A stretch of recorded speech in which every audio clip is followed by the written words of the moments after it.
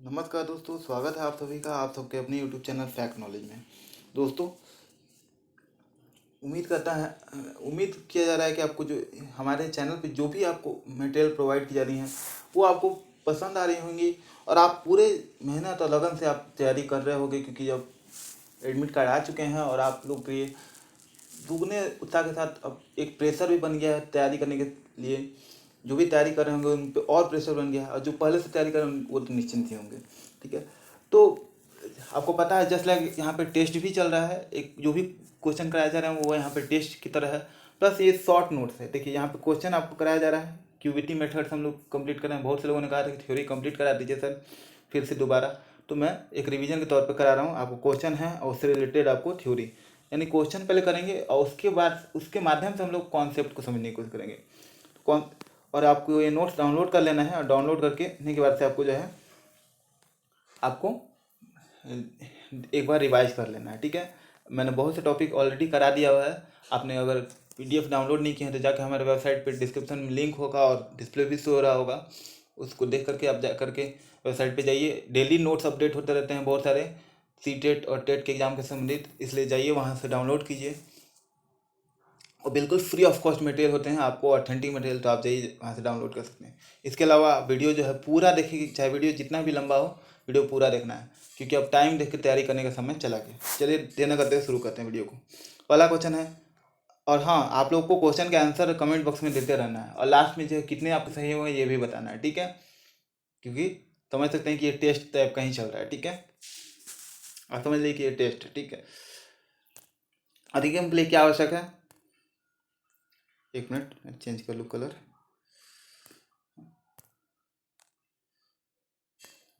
तो अधिगम के लिए क्या आवश्यक है, ऑप्शन देख लीजिए।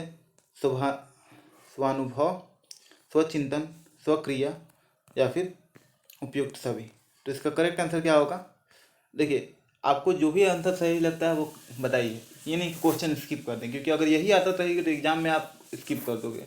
और चूंकि माइनस मार्किंग नहीं है, नेगेटिव मार्किंग नहीं है, तो आपको जो है दिक्कत ही नहीं है। आपको क्वेश्चन सारा सॉल्व करके आना है, ऐसा नहीं है कि जो है क्वेश्चन छोड़ दिए, क्योंकि अगर आप क्वेश्चन सीधे छोड़ दे रहे हो तो आपका सीधे संभावना ही खत्म हो जा रही है नंबर मिलने की। लेकिन अगर आपने गलत या सही अटैम्प्ट किया तो हो सकता है कि जो आपने अटैम्प्ट किया वो ऑप्शन सही हो। ठीक है, तो इसलिए यही आदत के लिए आपको यहाँ पे भी प्रैक्टिस करनी है। तो इसका करेक्ट आंसर क्या होगा, ऑप्शन नंबर हमारा 4, यानी कि जो है उपयुक्त सभी जो है इसका करेक्ट आंसर हो जाएगा। देखिए अधिगम के लिए क्या आवश्यक है, स्वानुभव, यानी कि खुद को भी अनुभव होना चाहिए। ठीक है, कोई भी चीज़ अगर आप अधिगम कर रहे हो तो स्वचिंतन, यानी खुद पे चिंतन भी करते रहना चाहिए कि हाँ क्या सीखा, क्यों सीखा, किस लिए ज़रूरी है, क्या क्या अधिगम करना है, क्या ये सारी चीज़ें की सोचना जरूरी है। और स्वक्रिया, यानी क्रिया भी चलती रहनी चाहिए, जिस चीज़ को आपने अधिगम करना है उसको उसके बारे में आपको क्रिया करनी पड़ेगी। ठीक है, तो ये चीज़ें जरूरी हैं। और आप इसके बारे में डिटेल पढ़ लेंगे कि वैचारिक रूप से पारंपरिक अर्थों में अधिगम ज्ञान की आत्मसात करने की प्रक्रिया है, जिसका परिणाम शिक्षक और सिखाए के बीच की बातचीत से है। जैसे जैसे व्यक्ति बढ़ते हैं, विकसित होते हैं, अपने बारे में विचारों को उठाते हैं इत्यादि आप पढ़ लेंगे। आत्म अनुभव, आत्मविचार क्या है, स्वयं के लिए सोचना क्या है, इत्यादि आप पढ़ लेंगे। और इतने अच्छे लैंग्वेज में आपको कराया जा रहा है, क्योंकि जो है देखिए सॉरी जो है एक मिनट, हाँ इतना अच्छे से आपको कराया जा रहा है ताकि जो है आप जो है कोई भी समस्या का सामना ना हो। आपको लैंग्वेज जो है बिल्कुल ईजी रखेगी ताकि आपको समझ में आ सके। ठीक है, इसके अलावा प्रीवियस वाले मेरे जितने भी ये सारे थ्योरीज मैंने करा दिए हैं, टॉपिक्स करा दिए हुए हैं, फुल वीडियोज़ के प्ले जो है पीडीएफ हैं हमारे टेलीग्राम पे, बहुत सारे पीडीएफ हैं, वहाँ से भी आप जो लोग टेलीग्राम यूज़ करते हैं वो डाउनलोड कर लेंगे फैक्ट नॉलेज सर्च करके। और इसके अलावा वेबसाइट पे हमारे जाके वहाँ पे फ्री ऑफ कॉस्ट पीडीएफ है, वहाँ से भी डाउनलोड कर सकते हैं। तो चलिए देर न करते हुए चलते हैं निम्नलिखित में से वहाँ पे फ्री मॉक टेस्ट भी हैं, तो बहुत सारे फ्री टेस्ट सीरीज हैं, तो वो टेस्ट सीरीज आप अटैम्प्ट कीजिए ताकि आपको पता चलता रहे अपना जो है क्षमता जाते रहे। सेकंड क्वेश्चन है, निम्नलिखित में से कौन सा विकल्प जीन पियाजे द्वारा मूर्त संक्रियात्मक अवस्था की विशेषता को दर्शाता है। तो 4 दिया गया है स्टेटमेंट, कौन सा विकल्प जो है 4 स्टेटमेंट से जो है जीन पियाजे के कॉन्क्रीट ऑपरेशनल स्टेज जो है जिसको मूर्त संक्रियात्मक अवस्था कहते हैं उसको उसकी विशेषता को दर्शाता है। तो से ऑप्शन देख लेते हैं, बच्चों में कारण प्रभाव संबंध तथा वस्तु के स्थायित्व संबंधी विचार विकसित होना। सेकंड ऑप्शन है, बालक में संरक्षण के सिद्धांत को प्राप्त करना, तार्किक विचारों को प्रकट होना। थर्ड ऑप्शन है बालक अपने परिवेश को सांकेतिक रूप से दर्शाना प्रारंभ करता है। और फोर्थ है तार्किक विचारों के विभिन्न प्रारूप बनाने में सक्षम होना। तो इसमें से कौन सा ऑप्शन आपको सही लगता है? जल्दी से अपने विचार कमेंट बॉक्स में बताइए, आपको कौन सा ऑप्शन सही लगता है।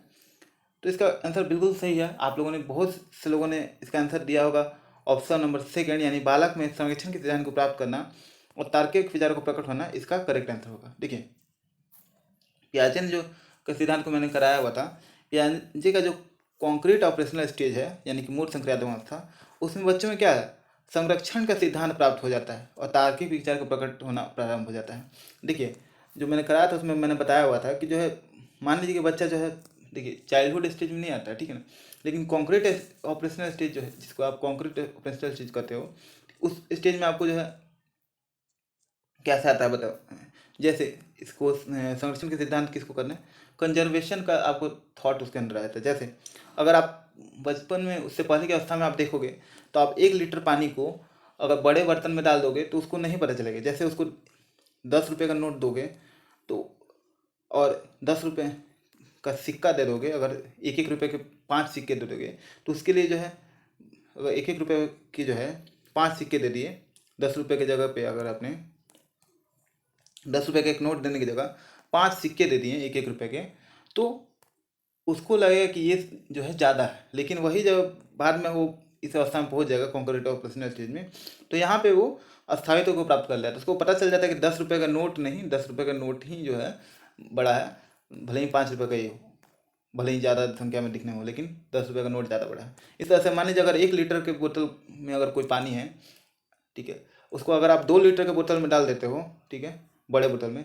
तो उसको लगता है कि पानी बढ़ गया इसके पहले। लेकिन अगर जब कॉन्क्रीट ऑपरेशनल स्टेज में जब वो आता है तो उसके बाद से उसके अंदर संरक्षण का सिद्धांत आ जाता है। तो उसके बाद से क्या होता है, वो क्या कहता है कि जो 1 लीटर के पानी को आप 1 लीटर के पानी को 2 लीटर में, 5 लीटर में, कितना भी डाल दीजिए, उस वो समझ जाता है कि जो है ये पानी 1 लीटर ही रहेगा, वो बदलने वाला नहीं है, ठीक है। तो इसलिए बालक में संरक्षण का सिद्धांत आ जाता है और तार्किक विचार को प्रकट होना आरंभ हो जाता है। यानी क्वेश्चन पूछता है तार्किक विचारों को प्रकट होना किस किस अवस्था में प्रारंभ होता है, यानी कि जो है तर्क, तो कॉन्क्रीट ऑपरेशनल स्टेज में ही शुरू होता है, यानी कि मूर्त संक्रियात्मक अवस्था। लेकिन किस अब्स्ट्रैक्ट चीज़ों, यानी कि जो है कोई भी चीज हाइपोथेटिकल सोचना, जैसे कि जो है मान लीजिए अंतरिक्ष में क्या हो रहा होगा, ये सारी चीज़ जो चीज़ नहीं है उसके बारे में सोचना, अगर आप पढ़ाना शुरू करते हैं, जो भी चीज़ सोच वो बच्चा सोचना शुरू करेगा, तो वो तभी संभव है जब वो फॉर्मल ऑपरेशन स्टेज, फॉर्मल जो है ऑपरेशनल स्टेज, जिसको जो है अमूर्त संक्रियात्मक अवस्था जिसको कहते हैं, उसमें जो है शुरू होगा, ठीक है। और मूर्त चीज़ों के बारे में वो तर्क लगाना मूर्त संक्रियात्मक अवस्था में ही शुरू कर देता है। तो अगर क्वेश्चन पूछता है कि मूर्त चीज़ों के बारे में सोचना, तर्क लगाना कब शुरू करता है, तो जो है मूर्त संक्रियात्मक अवस्था। तर्क लगाना कब शुरू हो जाता है बच्चों में, तो मूर्त संक्रियात्मक अवस्था। वही अगर क्वेश्चन ये पूछता है कि अमूर्त चीज़ों के बारे में अब्स्ट्रैक्ट थिंकिंग कब शुरू करता है, अब्स्ट्रैक्ट चीज़ों के बारे में यानी अमूर्त चीज़ों के बारे में जब सोचना शुरू करता है, कब तर्क लगाना शुरू करता है, तो वो जो है अमूर्त संक्रियात्मक अवस्था, या जिसको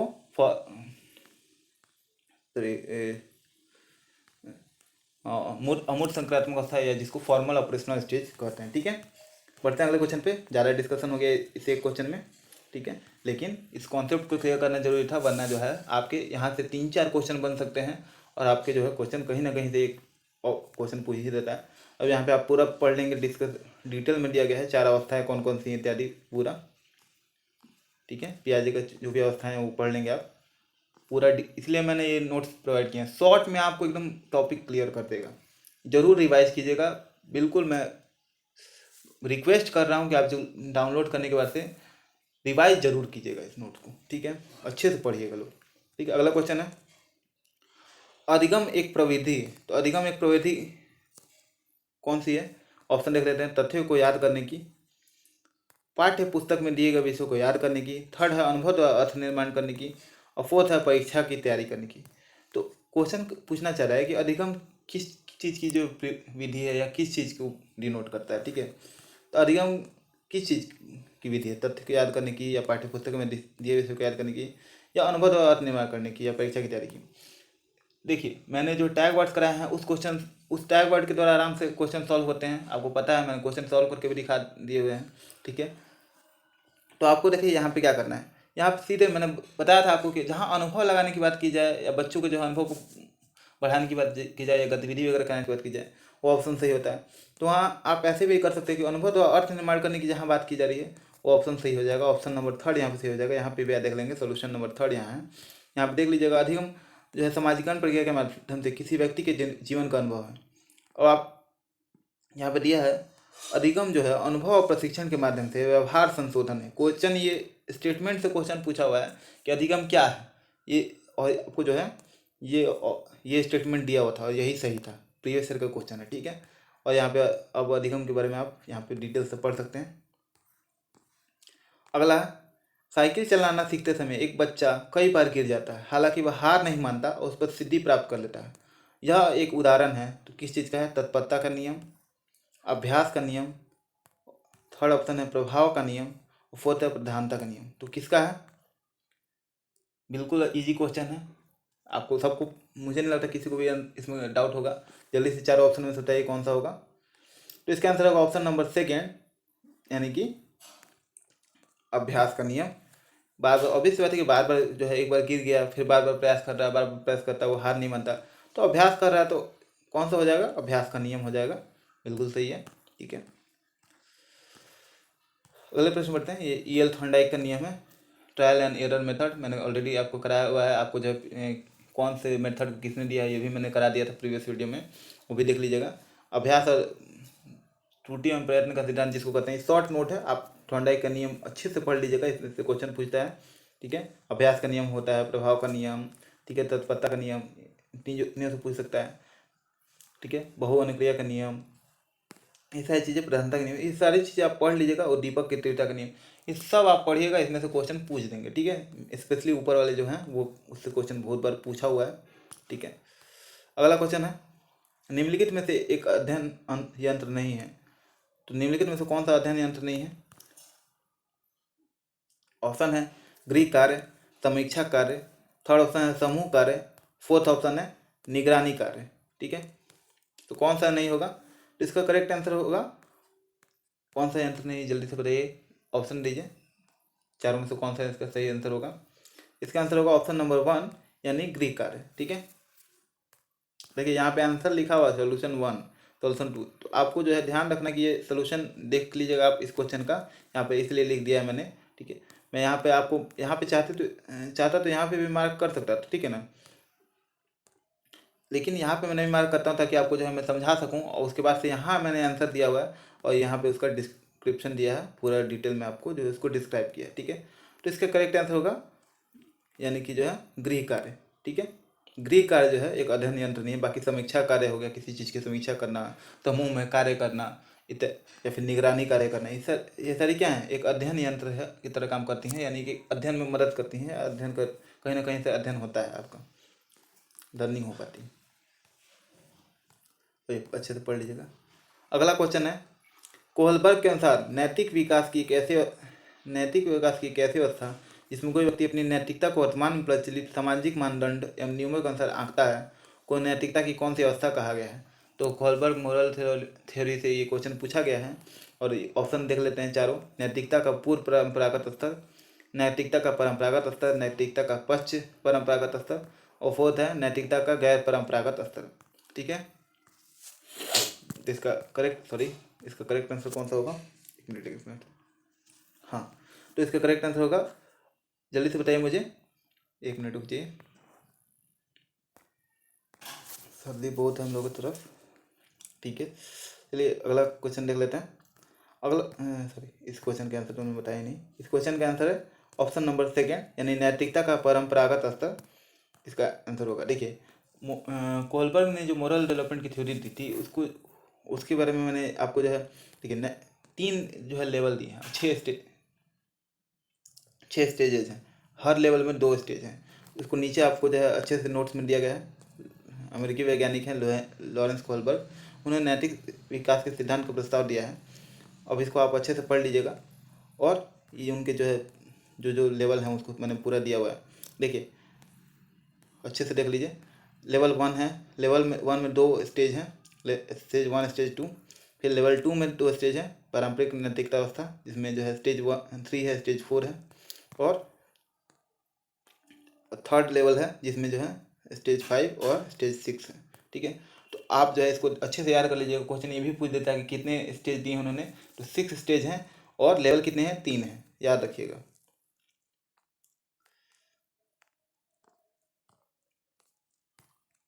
एक मिनट रुकिए, कहाँ था ये।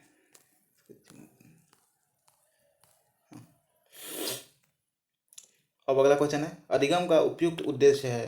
तो अधिगम का उपयुक्त उद्देश्य कौन सा है? व्यक्तिगत समायोजन, सामाजिक जो है और राजनीतिक चेतना, थर्ड है व्यवहार में परिवर्तन, और फोर्थ ऑप्शन है स्वयं को रोजगार के लिए तैयार करना। मैंने बताया था टैग वर्ड्स में, जहाँ भी रोजगार के लिए तैयार करना वगैरह की बात की जाए, व्यवसाय के लिए तैयार करना, सीधे उसको कट करेंगे, वो होगा ही नहीं, तो ये तो सीधे हट जाता है। फिर व्यक्तिगत समायोजन, यानी कि जो है एडजस्टमेंट के लिए, पर्सनल एडजस्टमेंट के लिए नहीं होगा।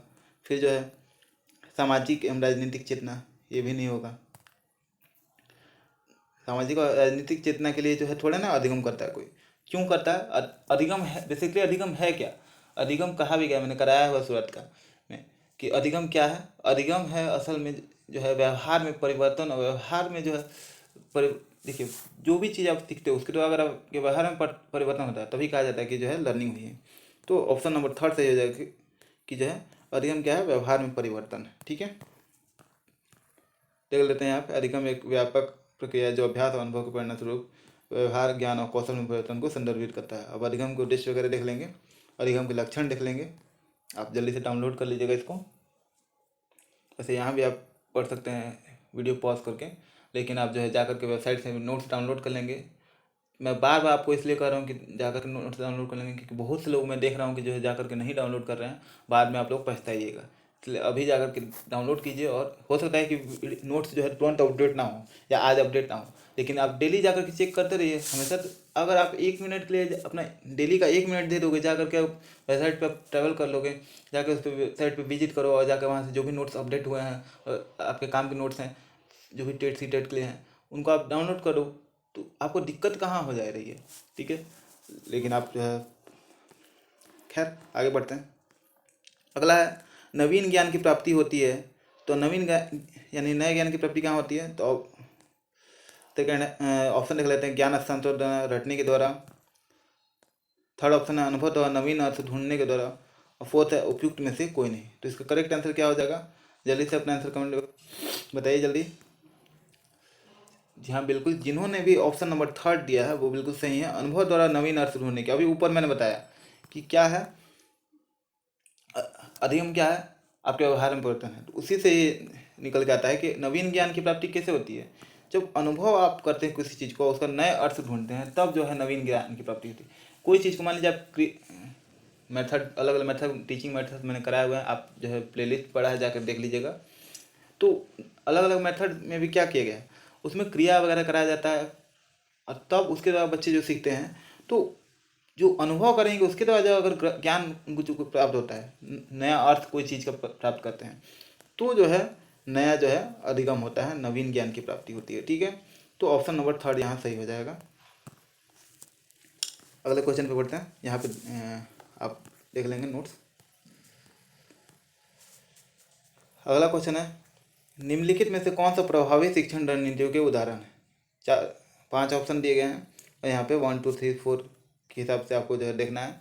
ऐसा क्वेश्चन सीटेट में आजकल बहुत ज़्यादा बनने लगे हैं, इसलिए इस क्वेश्चन को मुझे ऐड करना पड़ा ताकि मैं बता सकूँ कैसे करना है।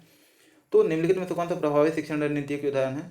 तो लक्ष्य और समय सारणी का निर्धारण करना, यह होगा। या फिर संगठनात्मक चार्ट और धारणा मानचित्र बनाना। थर्ड है उदाहरण और ज्ञान उदाहरण के बारे में सोचना।